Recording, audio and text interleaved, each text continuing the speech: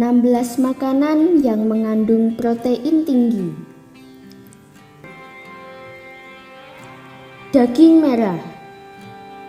Konsumsi daging merah seperti daging sapi, kambing, dan domba baik untuk tubuh. Daging putih.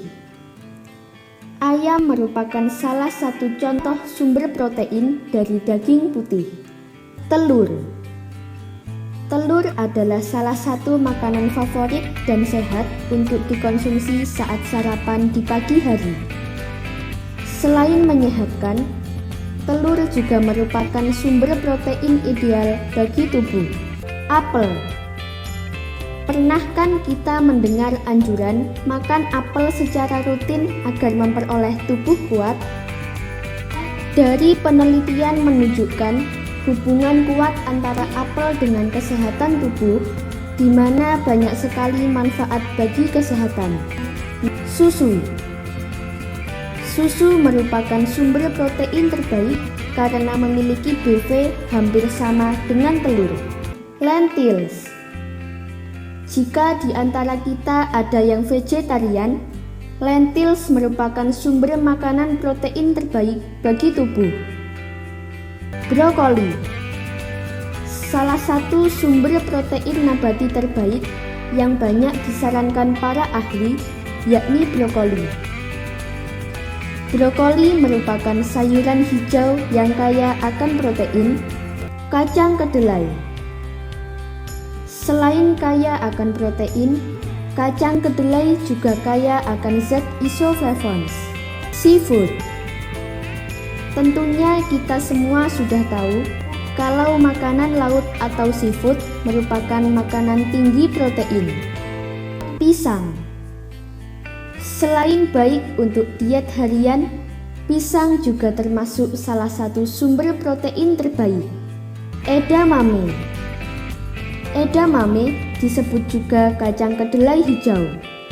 Adalah salah satu sayuran hijau tahan dingin yang di dalamnya terkandung protein yang baik untuk tubuh. Bayam. Bayam adalah sayuran kaya protein lainnya. Semangkuk bayam mengandung 5 gram protein. Tidak salah jika bayam sering dimakan Popeye si pelaut untuk menguatkan otot-otot lengannya saat mengalami masalah. Selai kacang tanah. Mengolesi roti dengan selai kacang untuk sarapan di pagi hari sungguh keputusan yang tepat. Karena di balik rasanya yang gurih, manis, dan lezat, selai kacang mengandung protein yang cukup tinggi. Hampir semua kacang-kacangan merupakan sumber protein. Alpukat. Buah ini memiliki kandungan protein cukup tinggi yang baik untuk setiap kalangan usia. Tidak seperti makanan tinggi protein sebelumnya, alpukat mudah dicerna dan dapat dibuat jus. Saya yakin kalau kita bicara tentang protein, maka kita akan teringat pada berbagai makanan, mulai dari ikan, telur, kacang-kacangan, susu, dan daging. Betul kan? Nah, memang karena makanan-makanan tersebut mengandung banyak protein.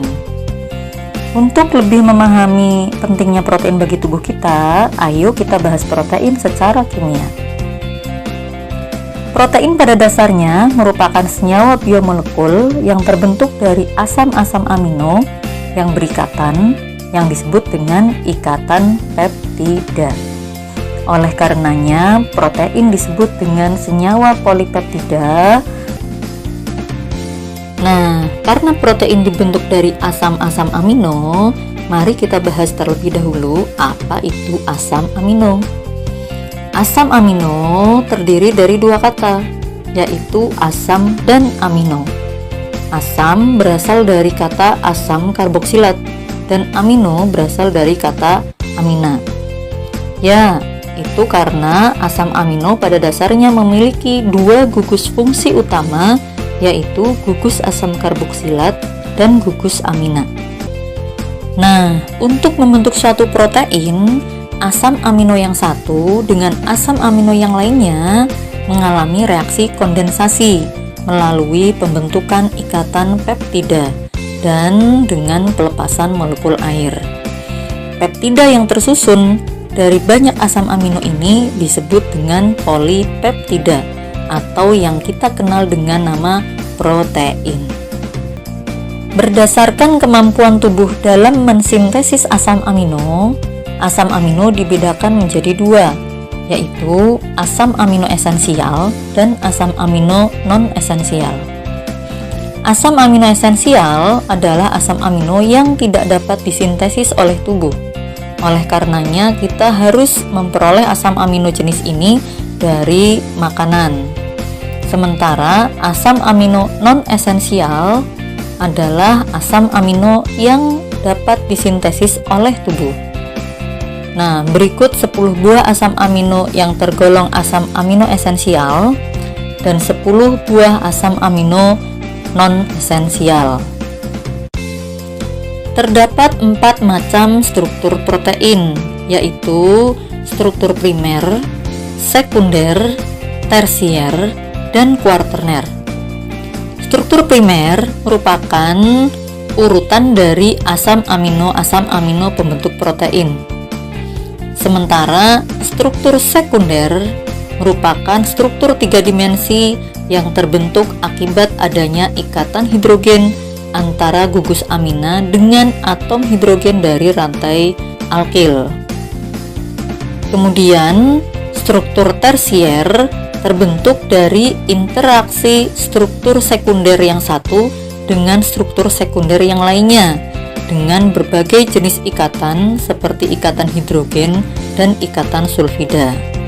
Nah, untuk struktur kuarterner ini merupakan hasil interaksi dari beberapa struktur protein tersier. Nah, terus bagaimana sifat-sifat dari protein? Yang pertama, protein dapat membentuk ion Zwitter, yaitu dalam satu molekul terdapat muatan positif dan negatif sekaligus. Hal ini diakibatkan oleh adanya protonasi ion H+ dari gugus asam karboksilat yang kemudian diikat oleh gugus amina dalam satu molekul tersebut. Kemudian sifat yang kedua dari protein yaitu bersifat amfoter. Artinya protein dapat bertindak sebagai asam maupun sebagai basa.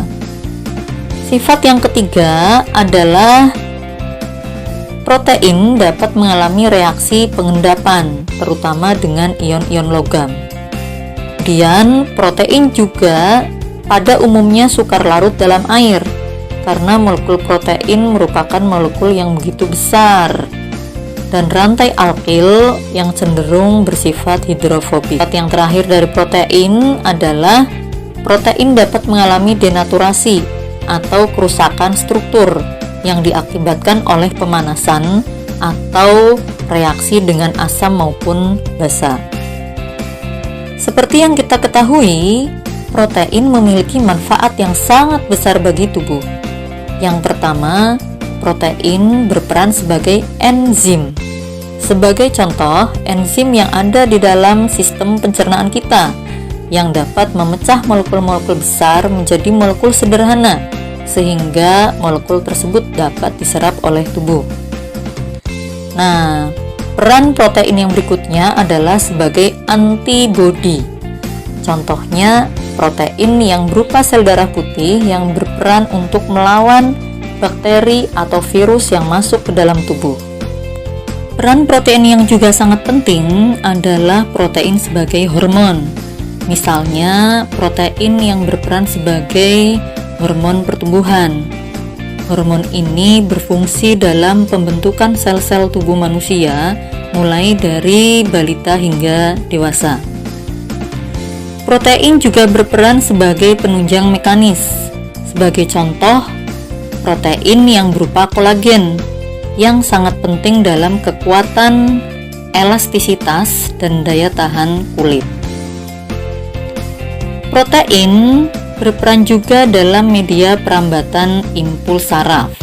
Misalnya rodopsin yang merupakan protein reseptor pada sel batang retina yang sangat sensitif terhadap cahaya. Nah, yang berikutnya, protein juga berperan sebagai alat pengangkut dan penyimpan. Misalnya adalah protein yang berupa hemoglobin yang berperan dalam mengangkut oksigen di dalam sel darah merah. Oke, sampai di sini dulu pembahasan topik kita kali ini. Semoga bermanfaat dan salam sehat selalu.